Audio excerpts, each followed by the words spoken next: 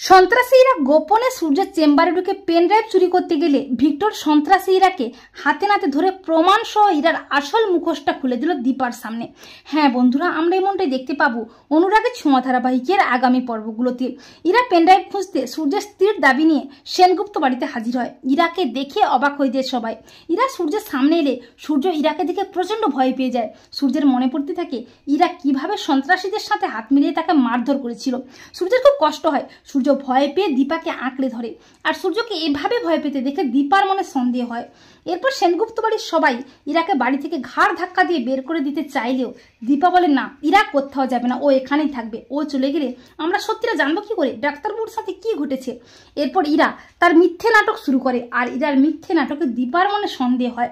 লাবণ্য সহ বাড়ির সবাই কেউই ইরাকে সেনগুপ্ত বাড়িতে রাখতে চায় না, কিন্তু দীপা ইরার আসল উদ্দেশ্য জানার জন্য ইরাকে সেনগুপ্ত বাড়িতেই থাকতে দেয় আর নিজে সূর্যের কাছ থেকে দূরে চলে যাওয়ার সিদ্ধান্ত নেয়।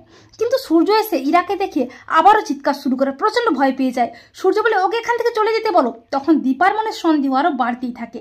দীপা বলে ইরা, ডাক্তারবাবু তোমাকে দেখে এতটা ভয় পাচ্ছেন কেন? তখন ইরা ভয়ে ঘাবড়ে যায়। দীপা বলে যে আমি এ বাড়ি ছেড়ে কোথাও যাব না, কারণ যাকে দেখলে উনি এতটা ভয় পাচ্ছেন তার হাতে ওনাকে ছেড়ে যেতে পারবো না। পরদিন ইরা চালাকি করে বলে যে স্যারকে ওনার কাজের জায়গা মানে হসপিটালে নিয়ে গেলে হয়তো ওনার স্মৃতি ফিরতে পারে।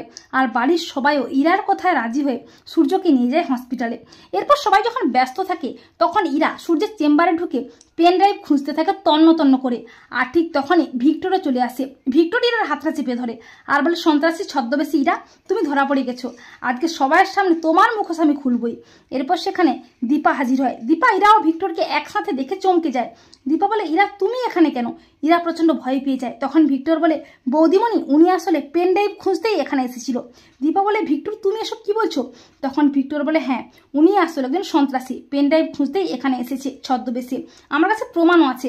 এই বলে ভিক্টর ভিডিওটি দেখায় দীপাকে। ভিডিওটি দেখে চমকে যায় দীপা, আর সন্ত্রাসীরা প্রচন্ড ভয় পেয়ে যায়। তো বন্ধুরা, তোমরা এটাই চাও তো যে ভিক্টর জন্য ইরাকে হাতে নাতে ধরে ইরার আসল মুখোশটা খুলে দিতে পারে? কমেন্ট করে জানিয়ে দাও তোমাদের মতামতটি।